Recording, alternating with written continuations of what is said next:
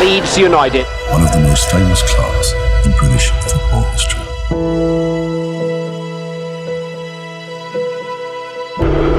The full-time whistle sounds, and it sounds on Leeds Premier League status. It's been a very tough season, no question about that.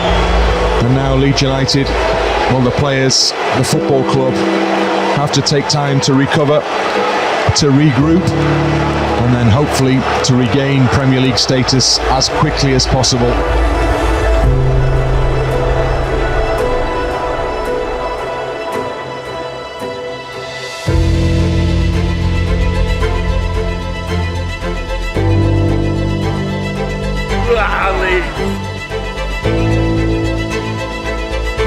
Come on, Leeds! Come on, Leeds!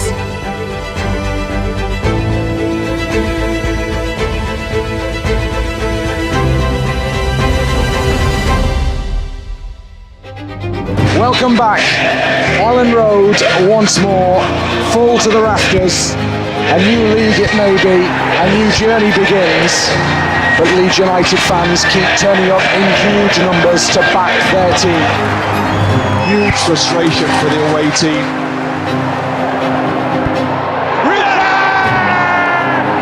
Byram swings a good ball into the middle. Great ball into the middle. Nonto! Pirro has his first goal. It's the first win of the Championship season.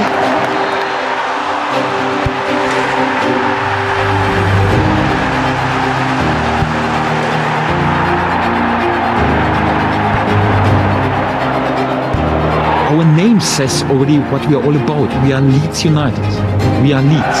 We're not perfect. We're not without mistakes. But we are there always with a big heart. Yeah, everyone likes also to moan. Sometimes it's not happy. This just shows that we care. But when it comes down to when it's important, when we have to stick together, then we have also this mentality, we are united against all odds, against all resilience. Then it's a bit like the feeling, yeah, it's us against the world.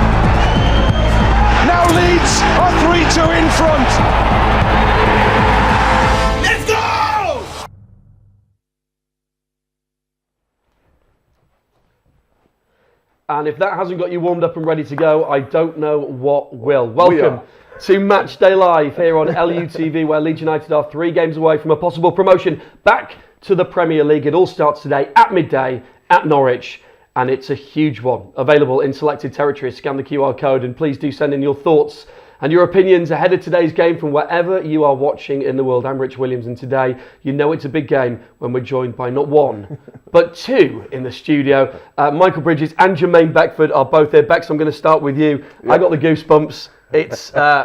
It's massive, isn't it? Here we go. Yeah, it's incredible. Tom Mason put the video together. I think he did a very, very good job. There's 1 or 2 areas I could have helped to improve. Sure, however, of course. No, I'm only messing. It was unbelievable. Just watching it, like you said, it gives you the goosebumps. It gets you ready to go, doesn't it? It almost feels like I want to go back out there and play again. It's powerful. It's powerful, isn't it? And meaningful. You see some of the challenge, not only the goals, but some of the challenges, the tackles, the emotion on the players' faces. That's what it's all about, isn't it? Those are the moments that create the opportunities for the strikers, the attacking players to get the goals. Where you've got players like Joe Rodon and Ethan Ampadu putting in tough tackles. Oh man, I want to be there. I want to be there. I'm hungry for it. You've sold it. Oh, you sold me. I'm in. You're with us, sorry. Bridgie, you watch that and you just realise, and it just kind of highlights, this season has been a long season and so much has happened and so much good stuff has happened. Now is a time for resetting and starting this potentially 3-game campaign that hopefully will end under the Arches. It's just been a roller coaster of a season. You know, Leicester ran away with the early doors. Everybody thought they're never going to be seen ever again. We had a steady start this season, and then after the new year, in 2024, we just went on such a good run. Yeah. And you thought we're untouchable. And then all of a sudden the top changes. Leicester are getting caught. Ipswich are involved. Southampton starting to come from nowhere as well. So it's been an incredible season. Like you say, the hardest thing now is to get that reset button going for the players and the staff. You know, and it's a tough one because you can't be down about it, because then what it does, you've missed out on automatic promotion. Yeah. You can't be down because then you're taking the playoffs. It's about resetting and getting that mental focus once again to say 3 more games, 1 more push, let's have a go at it. And that's the hardest thing when it comes to the playoffs. Now we can see Daniel Farke leading the team in there, of course, at his former club, a club that we've had some good success at recently. We'll talk about there, and so many important players for Leeds United. Bridgie there talks about resetting, which is an easy thing to say. There is disappointment, of course, from that back few games of the season. How do you actually go and do it, Bex? Well, do you know what? You have to just write the season off now and just say, right, literally, these are the first 2 games are, let's just do what we did midway through the season. You know, we had a really slow start to the season. We only had 1 win in the first, 4 or 5, I think it was. But the players are fit. The players are hungry. They're disappointed. Let's use that disappointment that we had at the back 4 or 5 games of the season and rectify that. Show everybody why we managed to reach that 90-point mark. Because that's not something to be sniffed at either. I think that was an incredible achievement, taking into account the upheaval in the summer, the start to the season. I think the 90 points, obviously we're frustrated that we didn't get up automatically, but that's an incredible number. Let's remember why we were able to get this number in the first place, and let's push on, let's kick on. It doesn't just come from the staff, like your analysis team, the backroom staff. It's also what we were just saying there, that motivational video that's been done to show the players.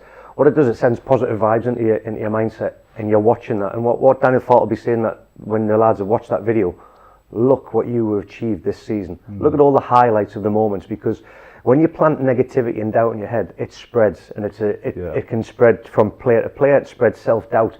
That video and things like that, that's where you've got to be on top of your game. You've got to believe, and that, for me, the motivational side of that is absolutely brilliant. So fingers crossed. And the stats the stats, knowing that every time we've played Norwich at their place, we have dominated as Leeds United. We've got a very good record there. So again, that's what the attitude you've got to take in. Yeah, it's just the video is a reminder of how well we play, how good the players are.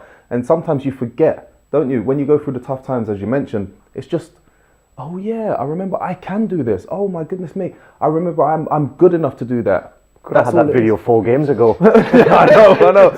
Yeah, Tom, where were you then? Chaps, we're going to talk team news in just a moment, not just yet, because Archie Gray's in for Joel Pirou, and there's a slight, looks like a formation tweak potentially, or a change in role. We'll come on to that in a moment, but before we do, let's head down to Carrow Road, where our commentary team of Bryn Law and Tony DeRigo are getting ready in place to take you through today's coverage. Well, it's a hot day down in Norwich, and it's going to get hotter. First leg of the playoffs, Norwich City against Leeds United. Let's start with the team news. An interesting change in there, I think, Tony. Yes, it is. I've actually forgotten the team news. Wait. Cool. Oh, start again. So it's Piru out.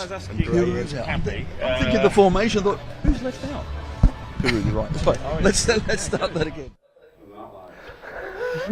And there you go, the thoughts of Bryn and Tony. We'll talk about the team news instead, because clearly didn't have it at that point. Team news instead, the main one is that Archie Gray is in for Joel Piru, as we said. Bridgie, how's that going to look in terms of formation? And just to mention as well, Archie Gray, age 18, I think it's 61 days, becomes the youngest player ever for Leeds United to reach 50 appearances for the club. That is some landmark, and he's in there, but in what position? Yeah, so it looks like we're going to go with Kamara and Gruev in the defensive holding midfielders, and I'm delighted because Archie Gray has covered so many positions this season. When he's been relied upon to play right back, he's done a job. When he's in that midfield defensively against two of the best midfielders in the world, by the way, when we played Chelsea, he got the Man of the Match award. He's going to play as the number 10. He's going to be the supporting role in behind Ruter, who will play up top. We normally see Georgie in that role, and he's playing in behind Bamford or Piru. This is going to give Archie Gray a licence to get on the ball, and he's a forward-thinking player. He's got a great intelligence level to slip passes in, and also I'd love to see him get on the ball and get himself a goal. I was going to say the same thing as well. That's his position. This could suit him today. And then the flip side of it, what we can do, when we play the two defensive midfielders and one attacking, what we can also do then, you can flip that if you're struggling in the game or you need to gain control. You can play it as 2 10s, so Gruev might come and play alongside Archie Gray as 2 10s, or it could be Kamara, and you just have one sitter. So it remains to be seen, but I think it's going to be Archie as the number 10, and I'm very, very excited. And just on that accolade of the youngest player to reach 50 appearances for the club, we knew with Archie Gray that there's a really special talent there. Yeah. But for someone at that age to come in so consistently and to play so many games in such a season that's had so many achievements and so many incredible matches says something about him, doesn't it? Yeah, it does indeed. What we have to remember as well is it's not new to him. Everything that he's experiencing now, he's had really close family members, multiple family members that have been through the exact same situation. So he's grown up within this environment, this type of environment, and I think that is a massive, massive part of why he's been able to really acclimatise really quickly to it. You look at a lot of other young players, 18, 19, 20-year-olds even, and they get a little bit starstruck by the lights, by the crowd, because he loves it. You can see it doesn't bother him at all. It's like water off a duck's back. He's so comfortable in this environment, which is why he's been able to play the game that we know he can play really well. Plus, he's United through and through as well, Bex. It's in his blood, it's his DNA. Not only his dad and obviously Eddie, a part of his life. Yeah. His younger brother as well. Oh, by the way, what a player! hold that thought. One for the future. That's one thing we don't talk about him in 2 years' time. Let's go again. Speaking of two, take two. Bryn and Tony, let's get their thoughts. Well, it's a hot day down here in Norwich, and I predict it's going to get very much hotter as we have our playoff semi-final first leg, Norwich City against Leeds United. Team news to begin with. One interesting change, Tony. Yes, Joel Piru is out and Archie Gray's in, so that clearly isn't a like-for-like swap. So the formation is going to be interesting. It does look like we're going to bolster that midfield area. Is that important that Leeds do that? Yeah, because I think recently what we have lost is any sort of great control in matches, so we can't really dictate in that midfield area. At times we've had to sit back and just defend well and then hit teams on the counter when they're playing well with the ball. So I think Daniel Farke wants to stop that. We want to dictate a little bit more. So that 3 clearly will stiffen things up in there. With the 3 up front, who plays in the middle? Jorginho? I still think so. Georgie. He's been struggling recently, so I think maybe further up top. If he does lose the ball, it's not quite as problematic as in that number 10 role. So that could be a possibility. But you know what? It's all about getting there and performing, because what we have seen is those players play at a certain level throughout the season. They've got to get back to that level. Big build up to the game here. Huge crowds were waiting for the Leeds team bus outside, the Norwich City supporters, so they stopped somewhere else and came in a different way. So the home supporters are very much, you're guessing, up for this one, aren't they? Rightly so, and they will be. Anyone that finishes 6th to think, you know what, didn't quite expect this, we have got a chance here. Yet because we finished 3rd, I bet you that's not the attitude of a lot of people out there. So we've got to turn that around. But the good thing is, I think there is a 49% number that says the third team does eventually go up. I'm all into stat sprint, and I love that stat. That means 1 in 2. Forget the numbers. Forget that we haven't made it 5 times before. Forget all of that. It's 0-0. It's 2 legs. Get out there and show how good we are. That's boil it down to the simple facts. Not only that, but Leeds have beaten Norwich twice already this season. Finished 17 points ahead of them in the table, was it? Yeah, exactly right. And we're not asking the boys to do anything that they haven't done before. I think that's the thing. And they will be disappointed, but this is kind of like a clean slate. It's right. Start again. We looked at all the lads coming in.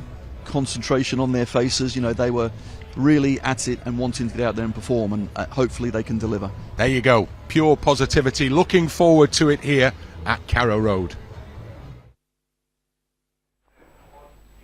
And they'll be in the gantry, ready to bring you commentary from midday today here on Matchday Live. Bridget, they were talking there about the difference in the points between Leeds and Norwich over the season, the disparity there, and of course the playoffs is a leveller, and you go again.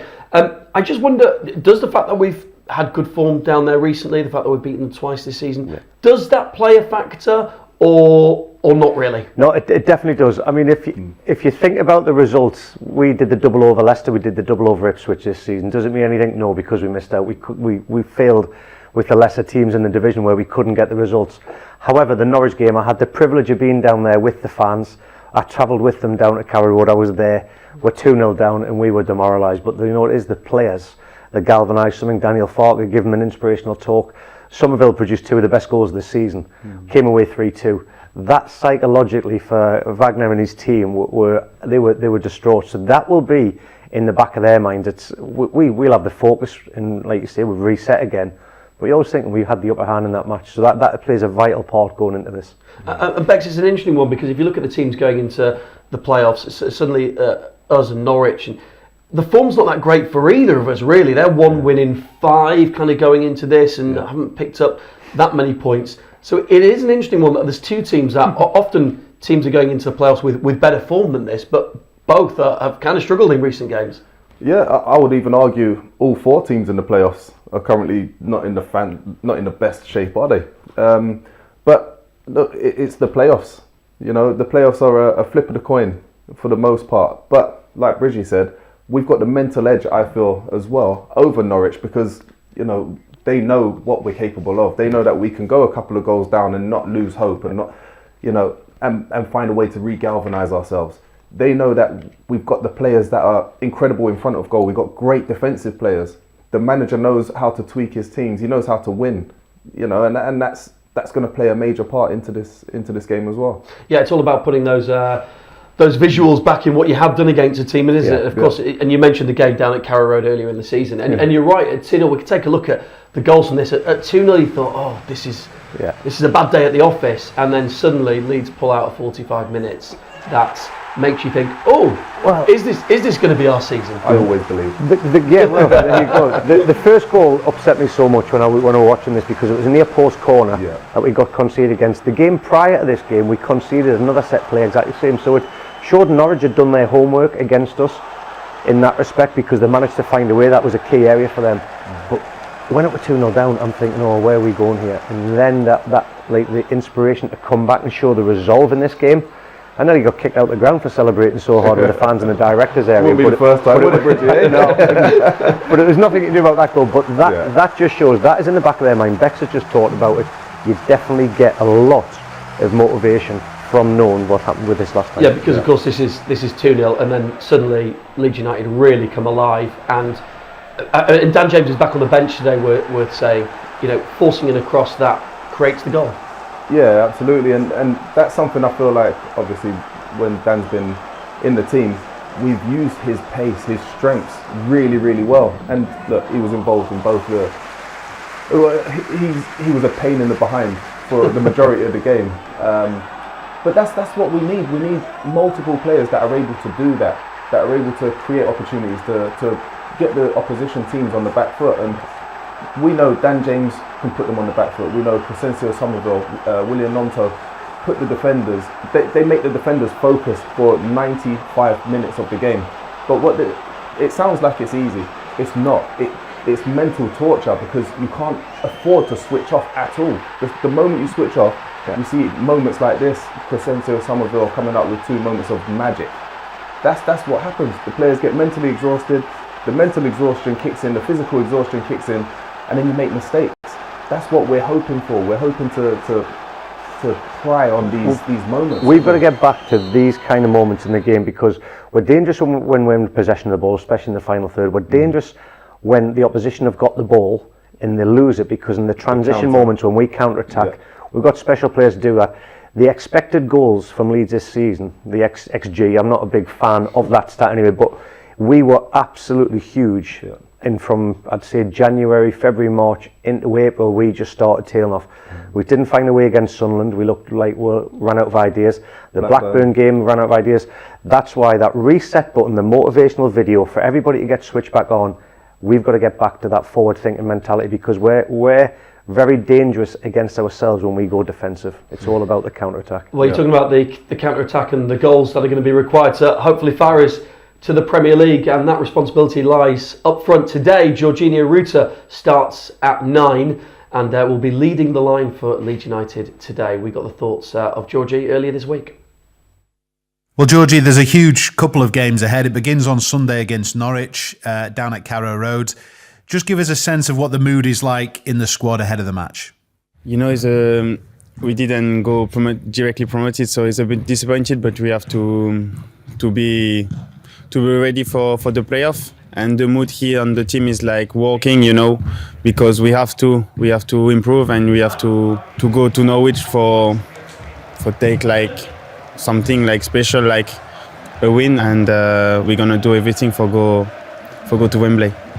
And we all know recent results haven't been what you would have wanted and performances, but you have had an incredible season. And has this week been about reminding yourselves of just how good a team you are? Yeah, we know what we can do. We know the strength of the team.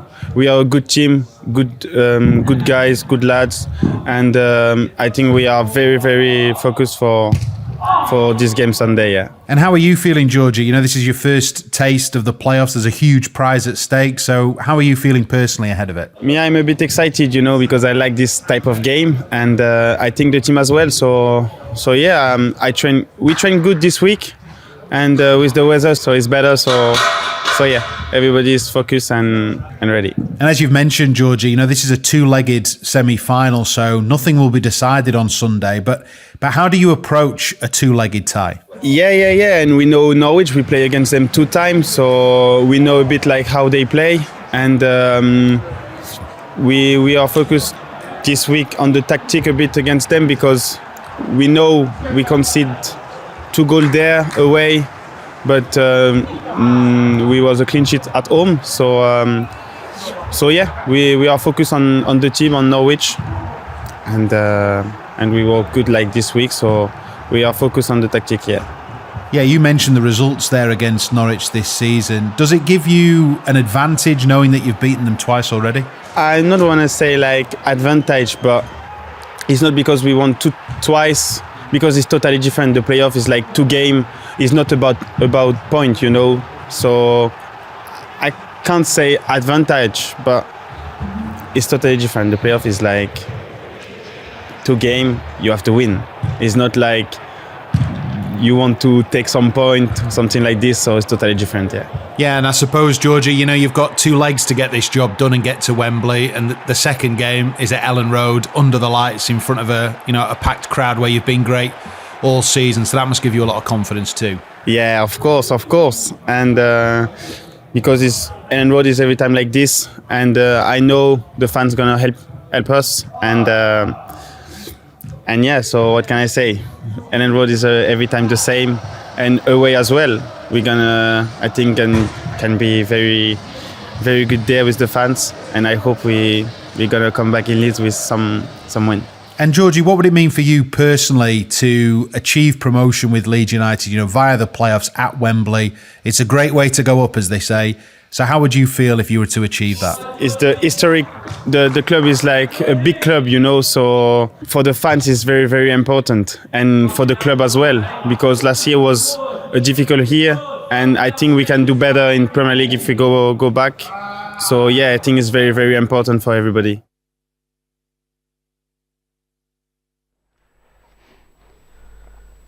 And you guys have played up top for Leeds United. You know what that pressure comes with, and Georgie's provided so much this year, whether it's the assist or the ball before the assist. He's been involved in everything good. He's always playing with a smile on his face.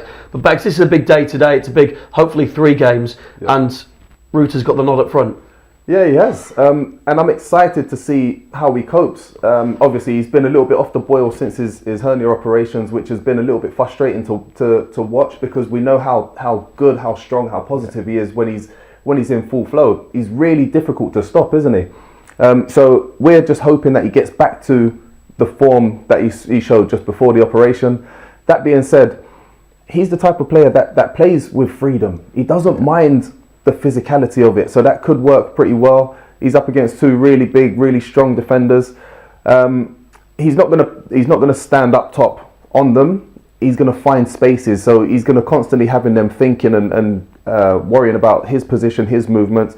But by him doing that and almost latching himself onto one centre half, the other ones are gonna have to worry about William Onto and Somerville and Gray, etc., creating new spaces and finding new spaces that they can exploit as well. Think of the difference, Georgie Reuter, that we saw in the Premier League to the Georgie Reuter we've seen this in the Championship.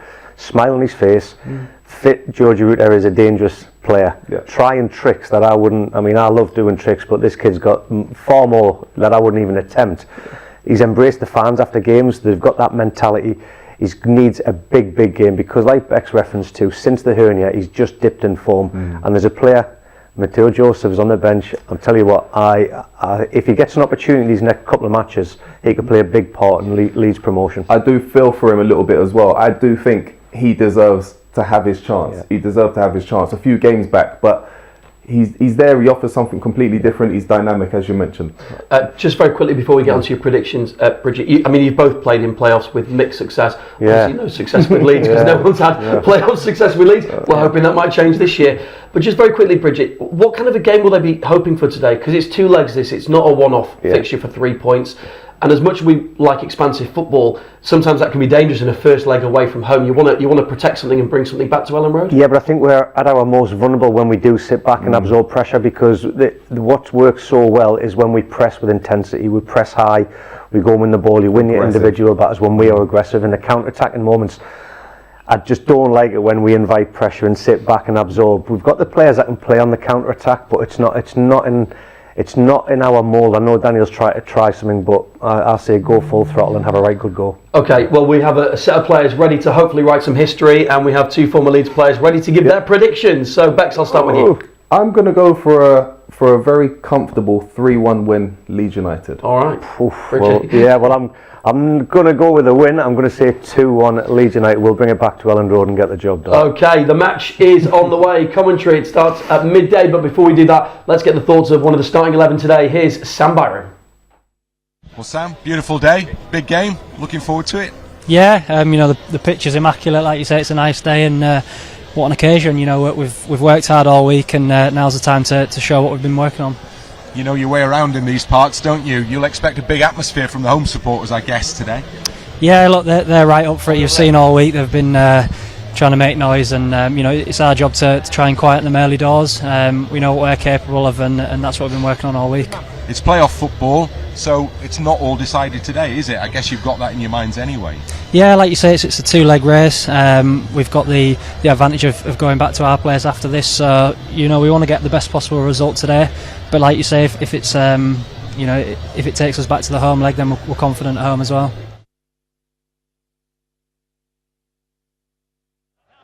For a place in the Premier League